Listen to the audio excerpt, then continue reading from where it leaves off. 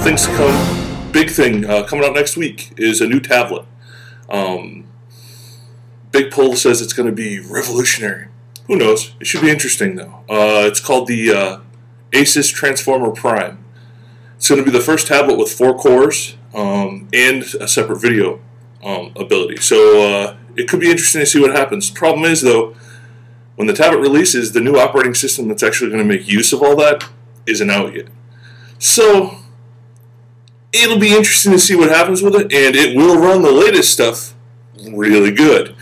But yeah, it's kind of like they put the hardware out before the software was ready for it. The Amazon Kindle released, that's an interesting thing right there. I mean, for $200 you get an Android tablet, and it does pretty much everything another Android tablet will do. A little slower maybe, in a slightly different form factor, but it's great for reading books, and that's what it's for. It's great for basic light browsing, which is also really good. Samsung just released all of its newest Galaxy tabs. They came out with a Tab 8.9, odd form factor. 7 and 10 were really the big ones.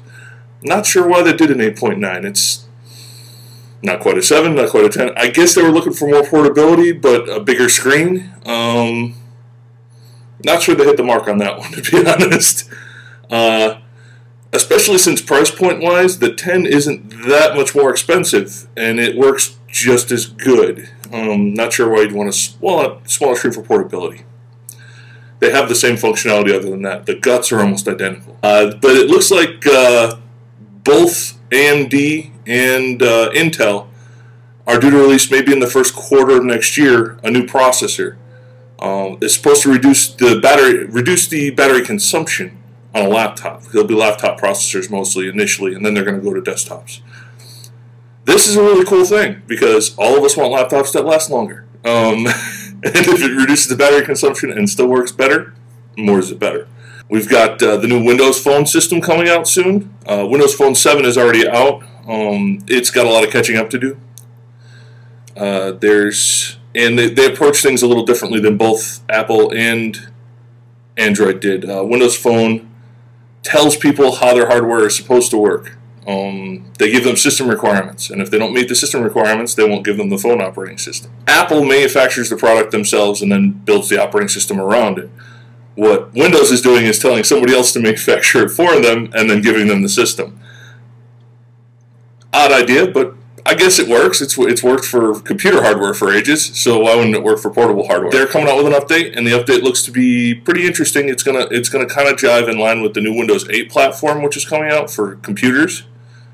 So you'll have your active buttons, and for anybody who's actually already dealt with Windows 7, what happens is, Windows Phone 7. On the face of your phone, there's buttons. And the buttons actually have video that work inside the button, so they can like little active animations and such.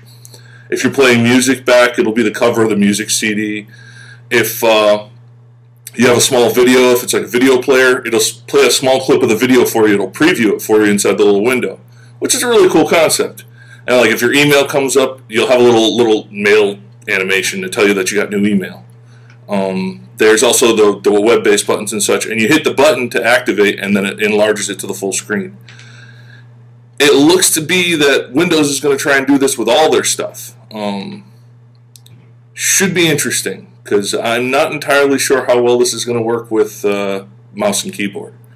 It's great for a touch interface, but touch interfaces are good for smaller screens. Not so great for, like, if you have your nice big 25-inch widescreen monitor at your house and you're trying to work on it and sit and work on it and not have to be 2 inches away from the screen. Touch has become huge now. I mean, the latest versions of touchscreens can handle up to 10 points of touch at the same time. So you can actually put all 10 of your fingers on the screen at once, and it'll register exactly where everything is, which is really neat.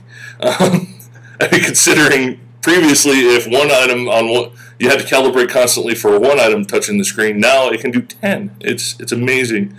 And this technology is moving so quickly. It's great to see how far we've come and how far we're going, and how the future holds so much, so many interesting things when it comes to hardware.